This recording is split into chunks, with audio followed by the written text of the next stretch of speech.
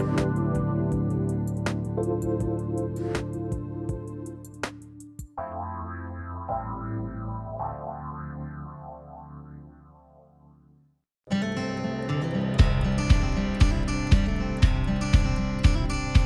a world that can be challenging, and at times unpredictable, it's hard to find moments to focus on what you need. Join Stephanie James on The Spark as she guides you to use your inner flame to ignite your best life.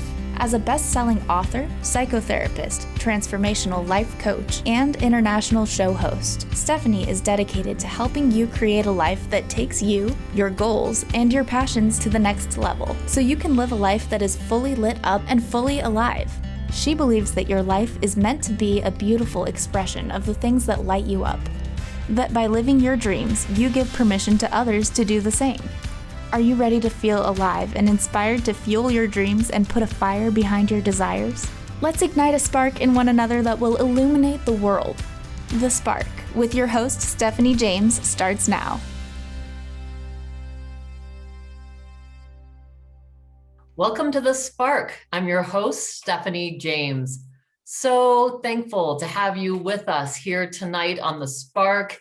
Thank you for joining us and for making The Spark part of your day, part of your life. So tonight I have a really special guest, Jim Phillips. And Jim is an author, life strategist, speaker, and America's authority of living in full expression.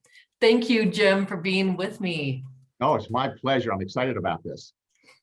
Well, let's kind of jump right in. I know that on our last conversation, I could have kept talking to you for probably 3 more hours. It was very natural. I thought it was great too. A very easy flow conversation, lots of good information too. Absolutely. So, this America's authority of living in full expression, what is that about? Tell me about that. Well, the idea came from the fact that I wrote a book called The Key to Life, Living in Full Expression, which if I can. Yeah, hold that up. Here's the book. Published it about 5 years ago, I guess. And the idea of living in full expression is really about getting to the core, the truth of who you are, any of us, and really living from that truth. And that's the hard part for most people, because one of the hardest things we have that we're trying to do is be true to ourselves, being honest. Of course, Shakespeare said a long, long time ago, above all else, to thyself be true. And I think we struggle with that. We look too much to the external world to determine who we are, what we're all about, what we're here to do. And then we look for the approval of other people to validate who it is and what we do. And yet none of that's necessary. So the work I do is really helping people drill down to the core of who they are, understanding that, and then from that point forward, making decisions, taking actions, watching their thoughts and beliefs, so they're always in alignment with whatever that truth is that they reveal about themselves. I resonate with this so much. And I remember part of this is our conversation. It is, I think it's the way that we're all programmed, if you will, that we have these external programs for happiness. And so how do we begin that journey within to start discovering where that happiness actually lies? Well, I think what I do with people that are coaching clients or life strategy clients with me, the first thing I ask them to do is really ask them, who are you? And of course, most people will go, I'm a real estate broker, I'm a teacher, I'm a writer, I'm a doctor, I'm a whatever. And I'll say, no, that's the role you play. That's not what you are, and it's not who you are. So really tell me who it is that you are. Get beneath all that. And then you also can get people to understand that if you were not a doctor today, let's just say you're a doctor. If you were not a doctor today, other than that being a label you give to yourself, you as the person haven't changed. Whatever the entity is that's within you hasn't changed. It's just you no longer have that job description, so to speak, or that identity. And I think once people really realize that, and it is a big aha moment, they go, you're right, because I will still be the same person I am. I just won't have that as a role that I'm playing right now. And I think once we start to let go of those external labels, we realize that really who we are is what resides inside our body. And the way I like to explain it to people is that we are that which experiences expresses through us and as us. Whatever that entity is, whatever you want to call it, but that's who we are. And that who we are experiences, expresses through the physical body out into the world. Absolutely. You know, that to me, that's what I call the spark. That's our essence. Right. And so I think that's so beautiful. And I also realize, you know, the difficulty, because I feel like we are so defined by our roles, and our ego gets really connected to that.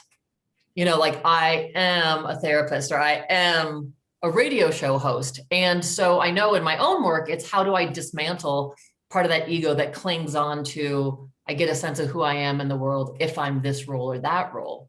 Yeah. What have you found? Tell us a little bit, Jim, about your own journey through this, because obviously my hunch is that you're teaching this because you've lived this, you've experienced this. I teach this because I am experiencing it. It hasn't ended. It never will end. It's this ongoing process that I'm going through, that we all go through.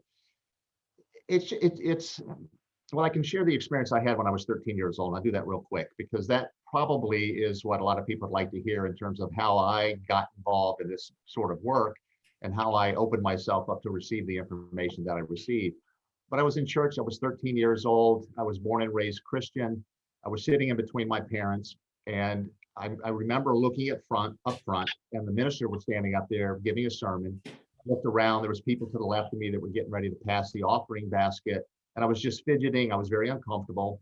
I didn't want to be there.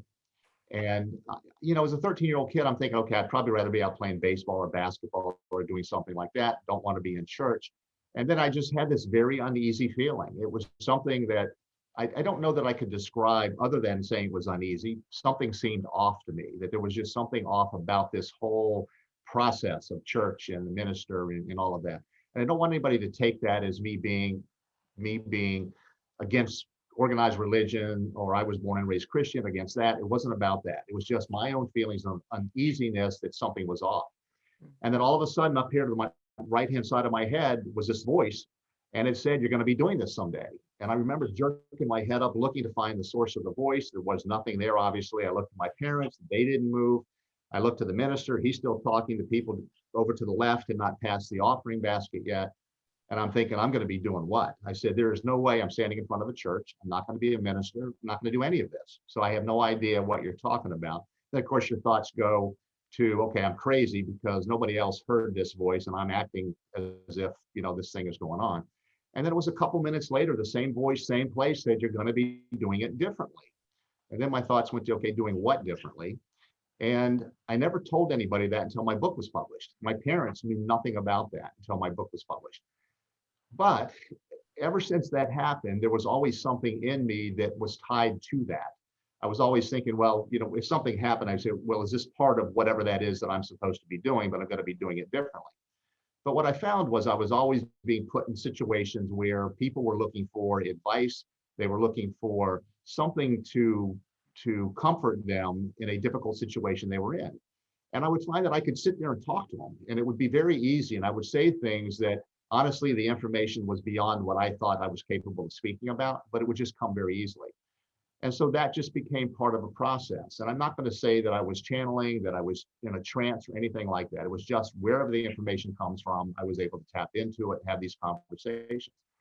Then it led me to doing a lot of public speaking. I've been in the real estate business for a long time. And as a result of that, I've been in a good situation where I've been able to travel around the world and do training programs and a lot of things like that that pertain to real estate, but I always brought in the spiritual side to it.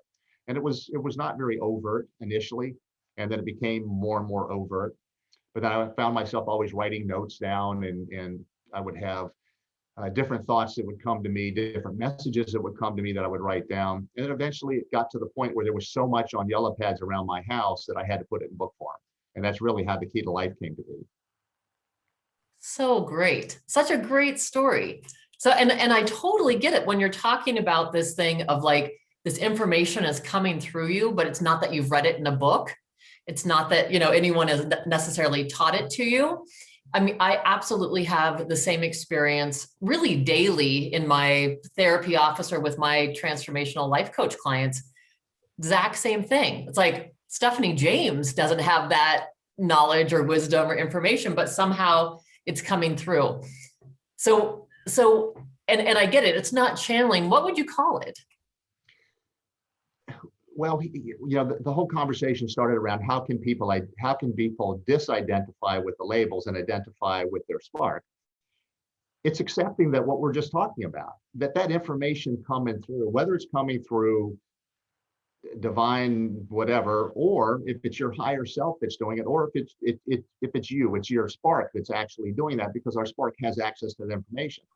It's just accepting it, it's trusting it, it is relying on it. And of course, you know this, the more we rely on it, the stronger it gets, the more information you get, the more available it is to you. And then just incredible things start to happen. You attract different people into your life based on what your beliefs are. And it's always at a higher level of consciousness. And the more you help people with it, you share what you do. And the sharing of it, though, in my opinion, has to be done without ego. I've seen too many people in this business whose ego gets bigger than it should. It gets bigger than the information that they're sharing. And they think it's all about them as opposed to being about the message. And that's where they get into trouble. And all of a sudden, that's where you find these people who have been very well known doing this sort of work have a tremendous fall. And it's because they've allowed their ego to take over and they've identified with that, as opposed to just allowing the information to come through in whatever form it's supposed to come through. Well, and I agree that I think, and that's part of what I feel like my message is as well, is that we, when we do our own healing work, we're clearing out that conduit so we can become a clearer conduit for that stuff to come through.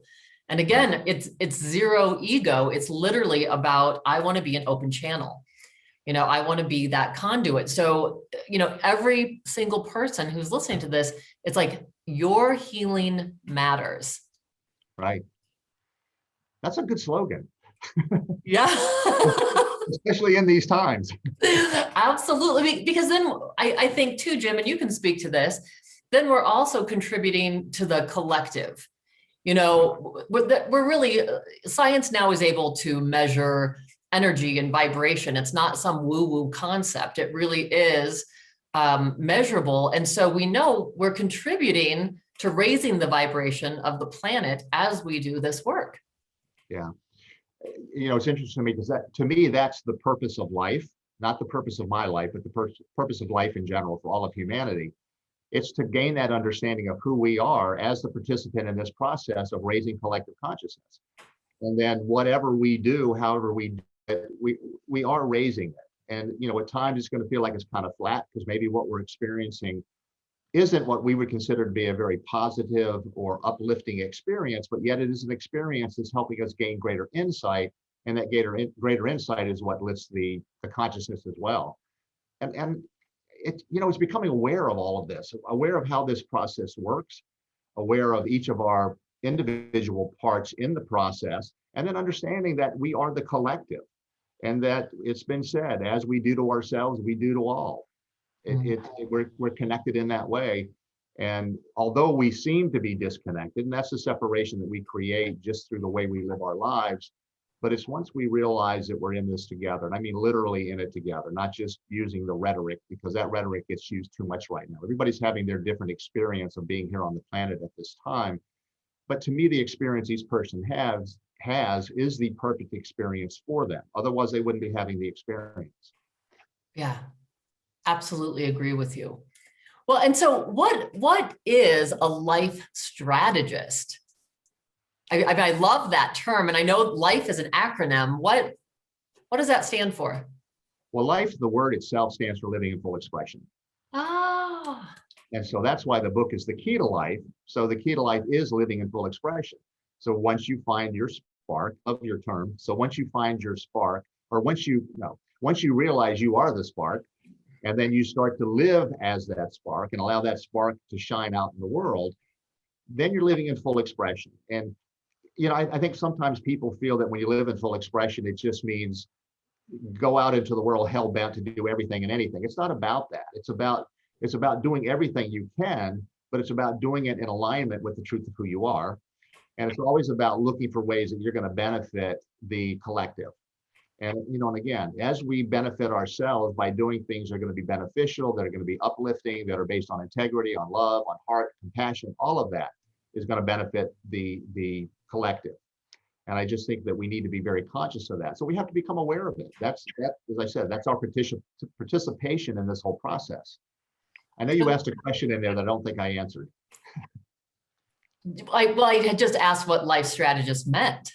Oh, like what is a life strategist? Yeah. So the life strategist part is I've been in business now for over 40 years. I write business plans, I follow business plans. Within business plans, you create strategies and different steps you're going to take, tactics, all of that becomes a part of it. So when I look at life, it's the same way. If you create a life plan and you build it the way that you would build a business plan, and you have strategies on what it is you want to experience in life, how you want to experience, how you want to be the experience of it, well, then you create tactics. And the tactics could be the day-to-day things you do that make the strategies come to fruition.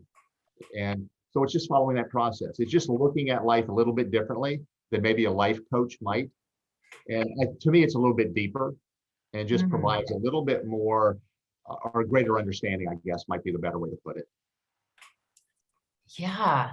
So really interesting about just the different ways of excavating, getting through, and really realizing what that spark or what that essence is inside of you. Yeah. It's hard to describe. I'm sure, you do this work and you call it the spark, and it's like, so people, what is that? Well, here's an interesting thing too, and this just came to me. The whole point of us being here is so that the greater spark, the big flame, whatever it is experiencing and expressing itself through us so they can realize more of who it is. So what we're doing as the individuated spark is helping the big spark or the big flame or whatever you want to call it, God's spirit, go through the same process on a higher level than we are as the individuated spark. It's all one and the same. And we just need to understand that. That's just who we are and what we're all about. Yeah, absolutely. Resonate with you so much. Well, we're going to need to take a quick break. Cannot wait to come back. Join us for the next section with Jim Phillips, author, life strategist, speaker, and America's authority of living in full expression. We'll be back in a moment.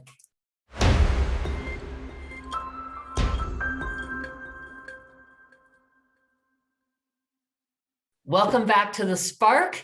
I'm here with Jim Phillips, author, life strategist, speaker, and America's authority on living in full expression.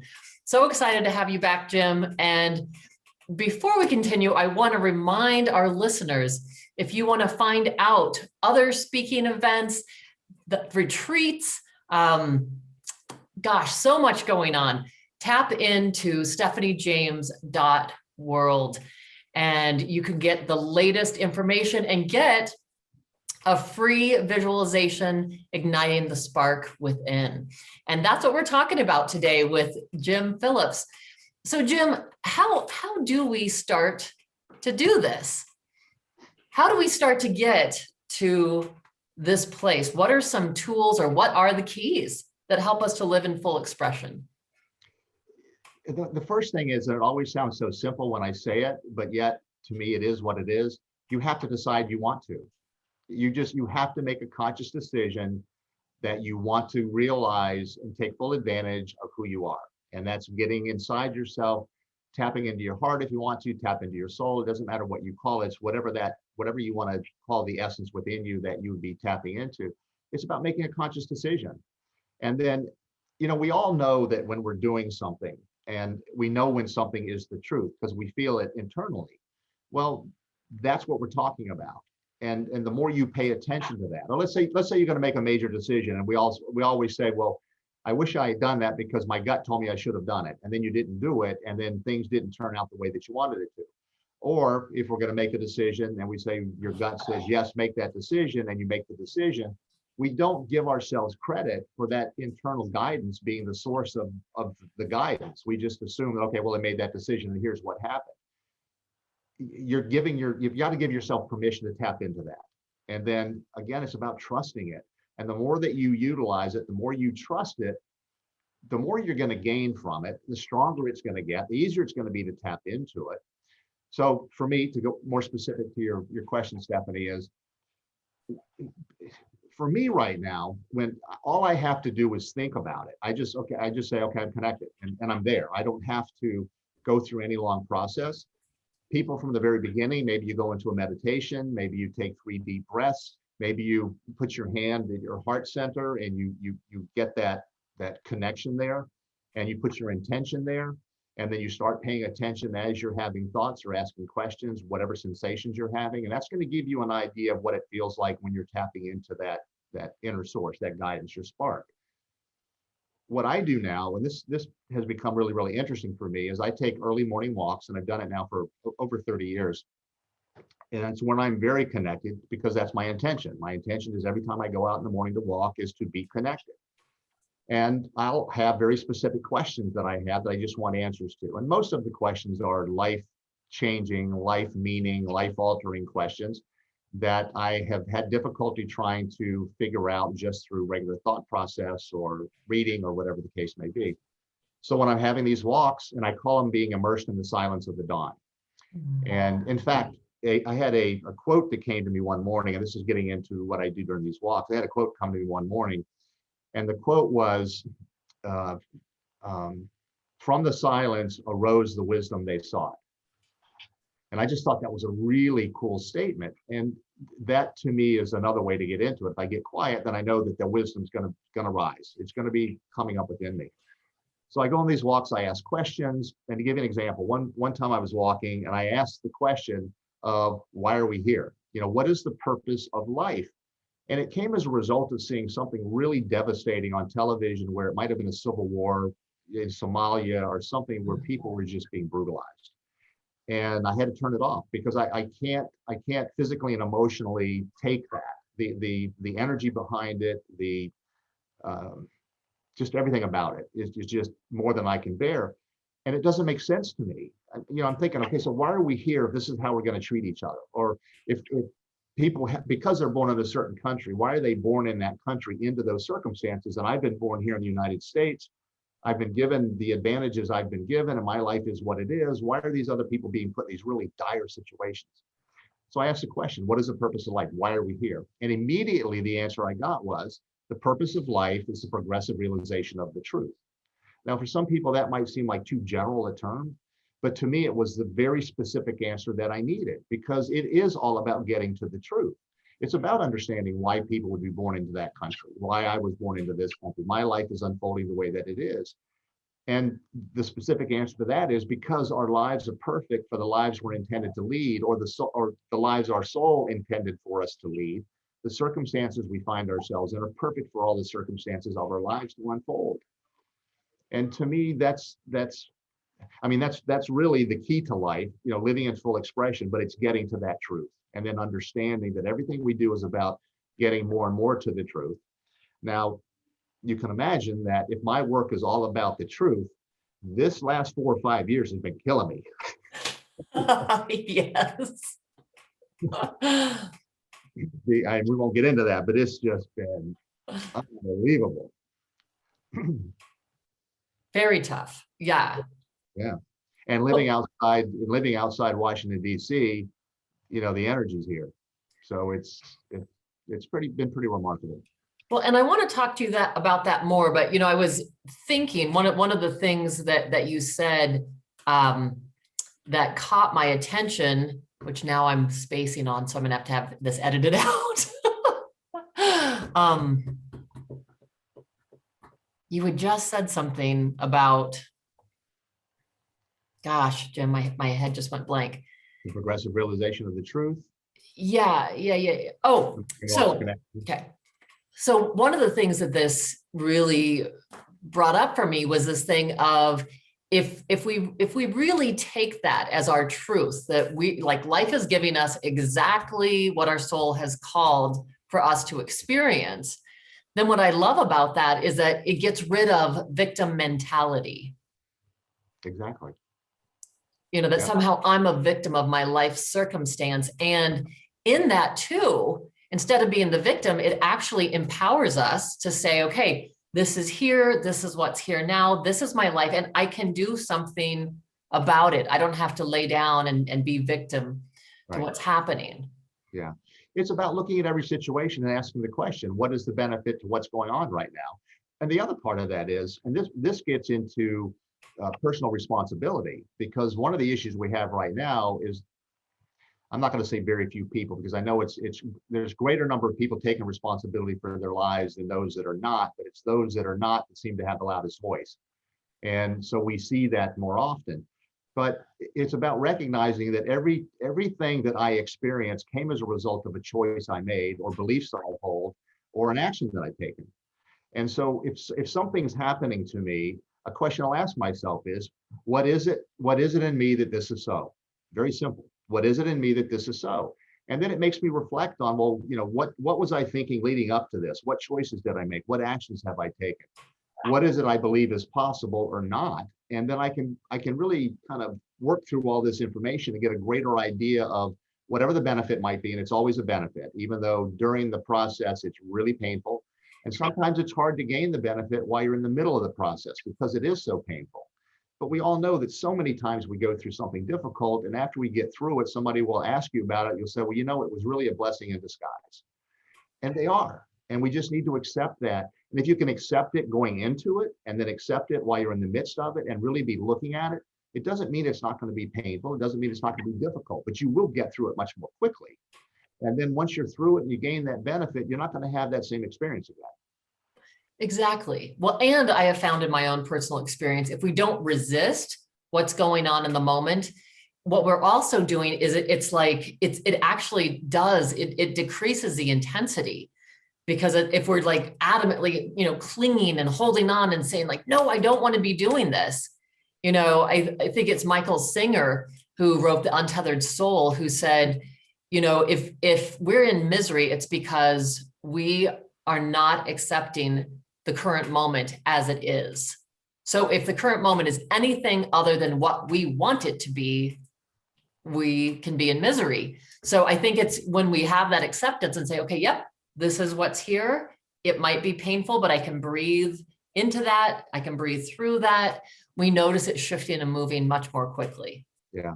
One of the quotes in my book, and this did come through one of my morning walks, is, the hell we experience is the hell we so dearly cling to. So true. Oh my gosh. If you don't want to experience, let go of it. I mean, and what Michael Singer says, and I think he's got some really great information in all of his books, but he talks about surrender. And I think you and I talked about surrender last time we had a conversation. And people need to let go of the idea of surrender as giving up, because it's not waving the white flag. It's not saying that you're not capable. It's not becoming the victim. It's about, in the words that I use, it's about giving into our magnificence, allowing that which we are, the spark, to be what now is experiencing, expressing in the world. Basically, it's getting out of our own way and just allowing that truth to be what people see, what we experience, how we're creating, and how we go through life. And again, I always feel like this has to be said. Too many people, I think that once you get to a certain level of understanding, that life is just going to be smooth sailing. My experience has been, the more you understand, the more challenging it becomes, because the greater opportunity exists there. And it's just a matter of understanding that's the process and then working through it. Well, and not to fear that. I think that's one of the things too, that we can be in this place where it's like, oh my gosh, I don't want to suffer. I don't want to suffer. So we can sometimes just keep ourselves at this level. Yeah. But once we realize, life isn't all about suffering. It contains some suffering, it's this continual up and down experience, that then it does, even though the challenges may get bigger, somehow they're more easy to deal with. Yeah. And we can respond to them in a different way instead of just reacting to them. Yeah. Another one of my quotes came to mind when you were saying that.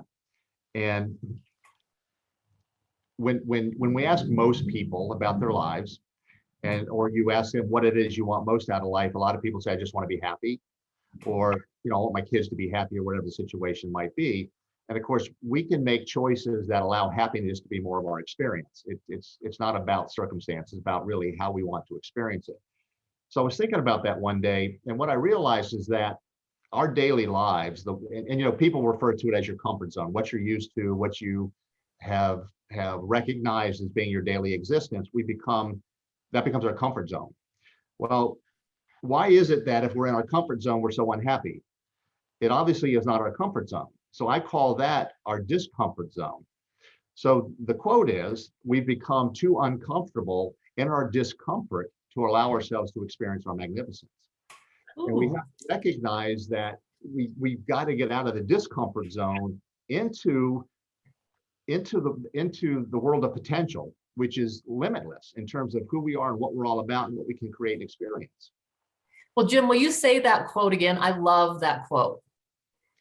We allow ourselves to become too comfortable in our discomfort that we don't allow ourselves to step into our magnificence. Yeah. Wow.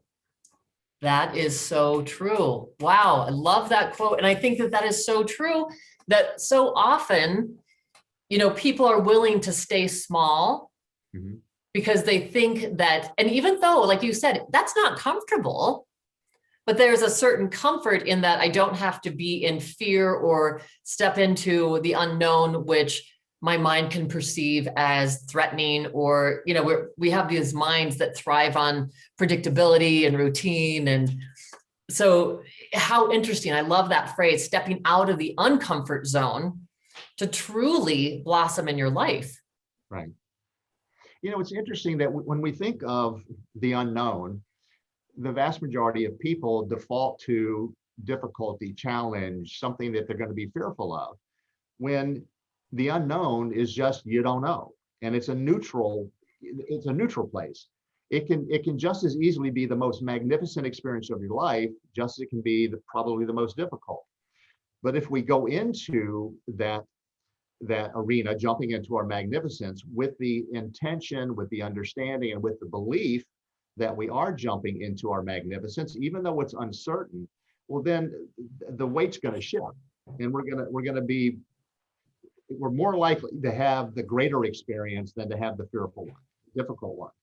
And it's just about tipping the scales a little bit. And it just comes out of belief, trusting yourself. Yeah. And Trusting life. talking to that, I think it can help really. I use a mnemonic device of naming is taming when it comes to things like anxiety, because as soon as we name it, we can say, okay, this is my anxiety speaking. And it's no longer us. Like, I'm not anxious, not I am anxious. I'm experiencing some anxiety. And I can say, okay, I can listen to that, or I can choose to say, nope, that's just my anxiety talking. And I do want to explore this, or I do want to try this thing. Yeah. Well, I think what you just said is key, where you said, I am experiencing anxiety. Because if somebody says my anxiety, you're claiming it. Yeah. I mean, you're claiming it. And every time somebody says, why do you, what's going on with you? Oh, it's my anxiety. Then even when I talk about it, I'm pulling it to myself. Yeah. And so identifying with it. But if you say I'm experiencing it, it's okay. It's an experience. It's going to go away. Yeah. And by just having that little mind switch, it changes it.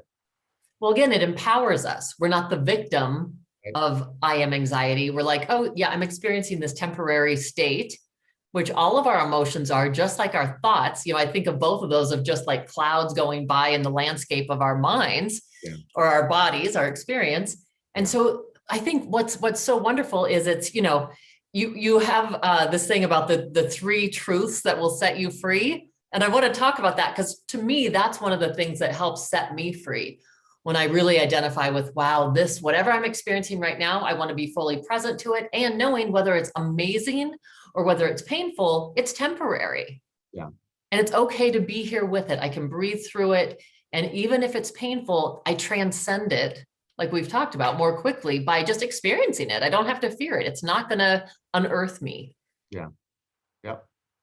So did you want me to go into those? I was going to say, so what are the 3 truths that you write about, the 3 truths that will set you free? Because so I haven't read it in a while, so you're tapping it. I'm going to have to. But the first one is that anybody, can have anything and everything they want from life. And it's a belief. You have to believe that you can. And once you believe you can, then we're going to see really incredible, miraculous things start to take place. Then it's a matter of choosing. So that's the first one. We can get into a little bit more detail on that. The second one is you are worthy of everything that you desire in life. And of course, that gets to how we identify. And that's where we allow ourselves to become victim to life, and we say, well, I'm not good enough for that. That's for somebody else. Or this person has a greater opportunity than I do. So that's about playing small, like you were talking about. And then the last one is you're capable of achieving and experiencing everything, that you're capable of it. Now, that speaks to some of the things we want in life are going to be challenging. They're going to be difficulties involved in it. But my feeling is we wouldn't be given the inspiration to do something or to aspire to something if we weren't capable of doing it. That makes no sense to me. So another one of my quotes, these things keep coming up, and these are all in my book, anybody that's interested. And it is, you would not be inspired to do something if it wasn't intended to be. And so I take that to heart, literally to heart. If I'm inspired to do something, okay, it's intended for me. My soul is saying, this is what we're going to do. And then I start looking for the different threads that come from that, follow where it's going to go and make decisions based on it. And once you get to the point of trusting that inner guidance that you have, you're going to make decisions that allow for that experience to become fully manifest. And you're going to have the experience of it. And you keep growing from that. And of course, the more you follow your inspirations, the more inspirations you're going to get, the more you live in full expression, because it's about expanding. And I believe the universe expands, or the universe rewards expansion. So the more we allow ourselves to grow, to have these greater experiences, the more opportunities we'll be given to have even greater ones. You know, what's coming to my mind as you say that is the thing that the universe, what is it? The universe abhors a vacuum. Yes. And so as we open ourselves up, we create a vacuum, and then the universe comes in and fills that. Yeah. See, even when you're describing that, I mean, it's always kind of interesting to watch body language and all that, because you went like that, so you're making room for it, right? And you're opening your arms saying, give it to me, but your face also lit up. Oh, that's awesome. Yeah. Well, it's interesting because I also felt like a heart expansion as I was just making that movement. So, you know, we have so many more things to talk about. I want to come back to this. We're going to talk about the 3 truths that will set you free. And we're going to be talking more about the keys to living life in full expression. So join us back here with Jim Phillips after the break.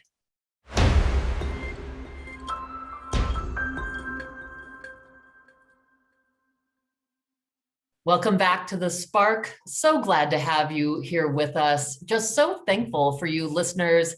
Thank you for your amazing emails and messages about The Spark. So happy to be connected with you in this moment. I'm here with Jim Phillips, author, life strategist, speaker, and America's authority of living in full expression. Thank you, Jim, for coming back. So excited to talk about this. And during break, we spoke about how important it is that listeners are realizing this is not just about you or I having this, you know, special connection to the divine, or a special way that because we have this knowledge, our lives, you know, are up here or different and other people can't access that. Can you speak to that a little bit more? Yeah, and I think it's really important. And I appreciate you bringing that up, because in other conversations I've had in presentations, I always get that question, and people say, well, you know, it gets back to the 3 truths.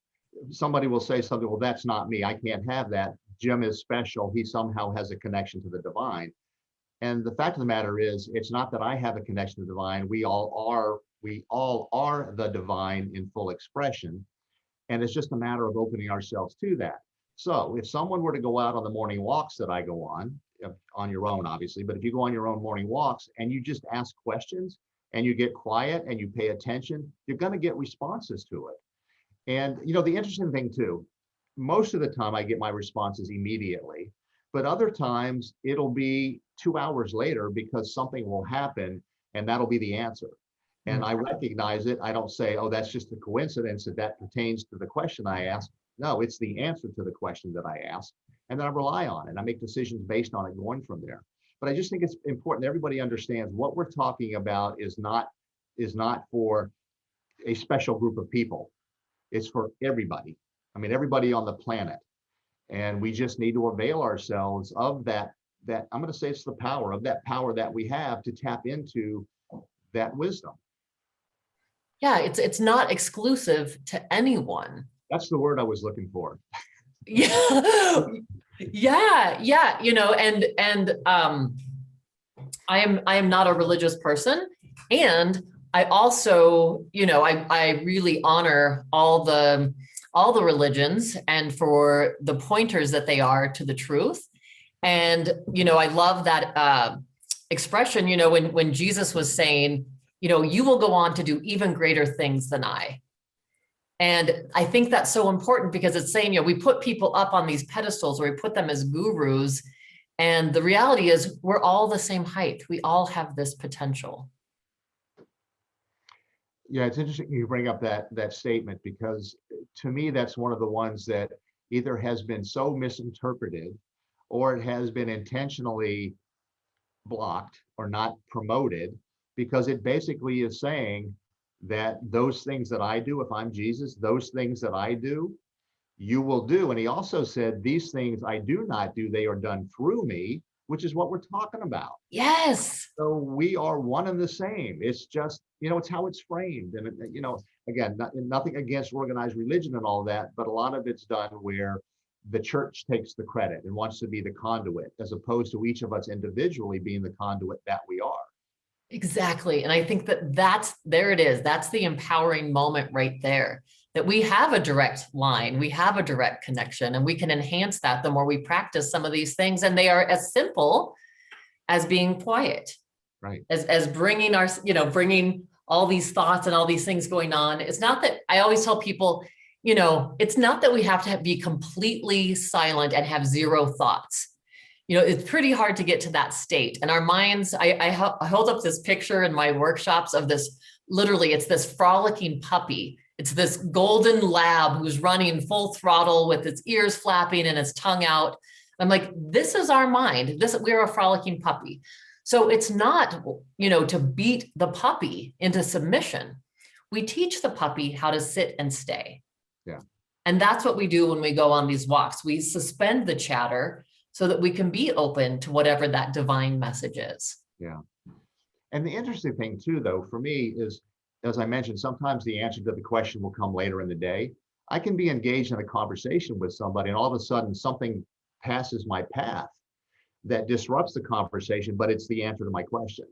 So it's not about not being focused on anything. You can be engaged in any other activity, but then that answer or that thought's going to come to mind. But then it's about capturing it too. You got to recognize it when it comes through. Don't discount it and say, oh, just another random thought. If you can, write it down. Do something with it so you don't forget it, because they are fleeting thoughts too. It doesn't mean it won't come back at some point, but you're going to lose it right there in the moment if you don't really capture and take advantage of it. Yeah, I teach my clients a lot how to capture those things as well. There's a great book by Laurel Parnell called Tapping In. And it's literally when something good like that happens, when we get a message, to be able to marinate on it for a moment, to get it to stick. Yeah. We don't have a pen and paper, literally just by tapping your arms like this. You're literally doing, it's an EMDR technique, but what it's doing is helping to hardwire it into your mind, into your memory. Yeah. Yeah, I think that's cool. Yeah. So I just want to invite people to try that as well, because I do think these moments of insight, they are so important. And you're right. I mean, I have had the moments of insight, not just after a meditation or during a meditation. I could be talking to a client. I could be with a friend. I could be, literally out running with my dog, and all of a sudden there it is. Yeah.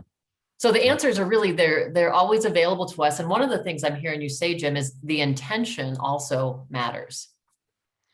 Yeah, I have another book that I wrote that came as an offshoot of the Key to Life Living in Full Expression. And it came because there's a lot of information in the Key to Life, and it probably is more information than needs to be there because it covers a lot of topics. But I was doing a book signing one day, and there happened to be an editor from New York that was there, and she bought a copy of my book, read it, and called me probably a couple of weeks later. And she said, you have so much information in here, you could be writing several books based on the different topics. So I said, okay. So I took that as being a sign that I needed to do it. So I looked at, there's a bunch of information on inspiration and then intention as well. So I wrote another book that's an ebook. It's called From Inspiration to Intention. And the idea behind it is that we can be inspired to do something, but if we don't put the intention behind it to carry it through, then it's just going to be another inspiration that we allow to just kind of fizzle off and go wherever they go. It doesn't mean it won't come back, but we can't take full advantage of it until we put the attention behind it to make sure that it's going to be given all the attention that it deserves. Yeah, yes, love that. Well, and I'm going to have you hold your book up, Jim, just for a moment so people can really see that. The Key to Life Living in Full Expression. I love it. Ancient Wisdom for a Modern World. And Jim, where is that available? It is available. You can get it on my website. It's available on Amazon, barnesandnoble.com. My publisher is Sacred Stories Media, so it's available on their website as well. But I think, for people all around the world, probably the best place to do is get it on Amazon, just because shipping costs and all that are more reasonable. But if somebody wants an autographed copy, they can always go to my website, livinginfullexpression.com, and there's a sign up form for that, and I'll get them a signed copy. Oh, I'm going there. I want to get a signed copy myself. I'm really so excited to read this. And so what are in the time that we have left, what are some of the keys that maybe we haven't covered that you feel like are really important, that the people out there who are struggling or are challenged right now, that they hear?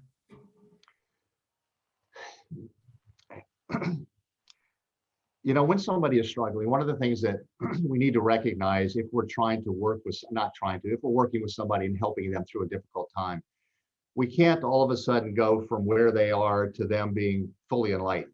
And I think too often we try to take that step and get them just to forget all the stuff in between. They have to go through the stuff in between. It doesn't matter what I say or do or what you say or do. They have to have the experience. That's the purpose of being here. So I try to empower people by letting them know two things: that they are more powerful than they believe themselves to be. I mean, first and foremost, if people can internalize that I am this incredibly powerful, unlimited being, that all this stuff that I'm experiencing right now is only there to help me experience my true power, express it, and to expand on it. And once we start playing with that and start taking the steps that we know are necessary steps to move beyond whatever it is that's been put in front of us, and we start to realize that we can in fact do that, and that's where the expansion comes in. So that's the first part of that, is just recognizing that we are these incredibly powerful beings. We're way more powerful than we believe ourselves to be. And then the second part of that is we're way more powerful than we give ourselves permission to be. And this is where you were talking about playing small. We become too comfortable in our discomfort. We allow ourselves to just stay here. We get caught in victim mode. We look at what other people have and we say, well, because they have this, that means I can't have it. So that's a scarcity mentality, and there's abundance. It's for everybody. There is no scarcity of anything on the planet for anybody or any life experience. And it doesn't matter where you come from. Giving yourself permission is about letting go of any of the limiting beliefs we hold about ourselves, allowing ourselves to fully step into what I call my magnificent, or our magnificence. And once you do that, and you see, when I do that, I go like this, because it's like all of a sudden this path you're on. And also, I want to make a mention of a path. I have people tell me all the time, I just started down my spiritual path. I just started down this path of this. There isn't any other path other than your life. Your life is your path. I mean, that's it.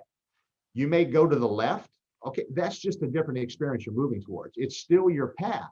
Everything is your path. I don't care what anybody says. It's all the same path of this particular lifetime. When you come back, you're going to be on a different path for whatever experience you're supposed to have that lifetime. So I just want to get that out of the way. But once we realize that we are in control of our thoughts, our beliefs, the choices we make, and the actions we take, what we're not in control of are the consequences. So, and in fact, that's the formula, because we're in charge of our thoughts and beliefs. So whatever you think and whatever you believe, it's up to you. You can hold on to it, you can let it go.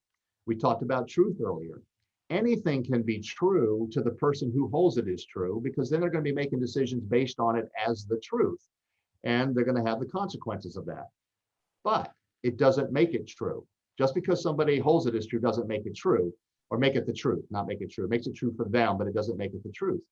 And again, we just have to realize that we have the capability, actually the responsibility, to constantly be moving towards the truth. When something doesn't fit anymore, when the experience doesn't feel right, we need to recognize, okay, had that experience, I'm done with that, what's next? Another one of my quotes. I'm getting into this a little bit too far, but I'm getting stuff coming in. Yeah, get it.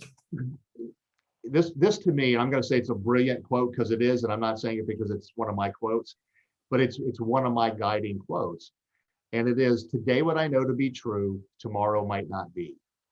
And that allows me to let go of anything that I hold as true today and I've been acting on, because new information comes in, new experiences come in that challenge what we did before, challenge what we believed before, and then discernment has to come in. You have to discern, okay, well, which one really is the truth? Then that's when you're tapping into your spark to help you discern what's true, and you will know, and you get better and better at that discernment as you allow that to be your discerning mechanism, I guess, the best way to put it. But it's about giving yourself permission. Give yourself permission to live life in full expression of who you are. So beautiful. It makes me think of that whole thing of like how people truly believed that the world was flat. And I know there's still some flat earthers out there, but it's, that people's behavior was affected by that. Right. And they would, so they wouldn't travel, they wouldn't do things. And then once Christopher Columbus said, no, you're not going to fall off the edge, the world's actually round. And now we have pictures of the world, Earth, all these things, it changes then the truth or the beliefs. So right.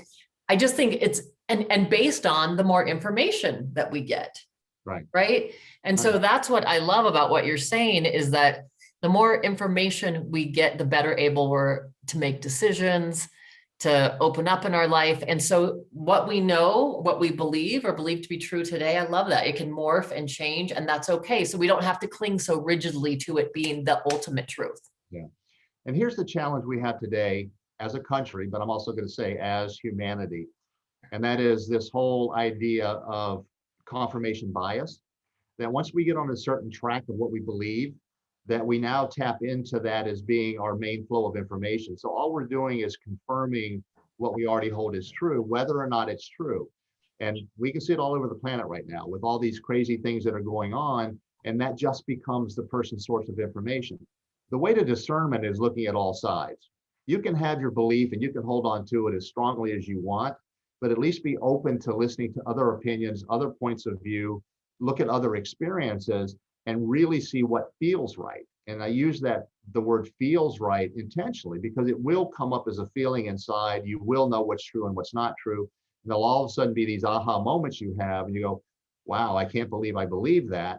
This really feels true. And then you start going towards whatever that new information might be, ideally in the direction of the truth. And then that's just the process of life. And that's why, to me, that definition I was given of the purpose of life is the progressive realization of the truth. It's one experience after the other. So great. So great. Well, Jim, we're just about out of time. I've enjoyed this conversation so much, as I've enjoyed all of our conversations. And I want to make sure, if you were leaving the audience with an essential message you want to make sure that they're hearing, what would that be? It's a question that I ask people when I do workshops and seminars. And I say, what one thing could you do today that would dramatically change your life from this point forward? And of course, a lot of people say win the lottery, and they get into all this, crazy kind of materialistic type of stuff. And no question that would change your life. It doesn't mean it would change it for the better, but it would change your life. The answer to the question for me is trust. If people trusted themselves, which is what we're talking about, trusting that divine spark that we are, think about all the things you would try that you haven't tried, because you would trust yourself in making the right decisions moving forward. You would trust that the decision you're making is going to result in whatever it is you're moving towards. You would just try so many different things, and you wouldn't go external. You wouldn't go to the world for feedback. That doesn't mean we shouldn't have feedback, because obviously that helps us, but you wouldn't rely on that. You take it as feedback, but then you make your own decision, I guess is a better way to put it. And once we start living like that, and we're not dependent upon other people and what they say and what they think, but to me, that's living in full expression of our truth. I mean, that's really getting to the core of it. But trusting yourself really, really trusting yourself and building on that trust, you're never going to go wrong. And I will guarantee people this, that when you start trusting that divine spark, which is what you are, you'll never be led astray. Now, you're going to have experiences. We keep going over this. You're going to have experiences that feel like you've gone astray, but you haven't. That's an experience for you to be able to test your power and to test that divine spark that you are. So that we could say it to encapsulate all that. It's all good, like all of our life. It's all good. It's all in the end, ultimately serving us on our path. Right. Absolutely. And one more time, Jim, how do people get a hold of you? Where can they find your book? My website, it's livinginfullexpression.com. You can email me if you want at jim@livinginfullexpression.com. And of course, on my website, there's lots of different ways to connect, phone numbers and whatnot. My book can be purchased on the website, and you go to Amazon, Barnes & Noble, any of the other major online book outlets, and you can find the book. And then you can go to Facebook as well. And if you go to Facebook and just type in the search bar, Living in Full Expression, it'll bring up my business page on Facebook. I have a lot of my quotes on there as posters. I have videos and stuff that I've done that are on there. So just a lot of information that people have access to. In addition to my website, I have a ton of ebooks on there that are free for downloading. Wonderful. So many amazing resources. I just want to encourage everyone to check these out. And just again, Jim, thank you so much for this time. Just really an honor spending time with you. No, it's been my pleasure. Had a great time. Thank you.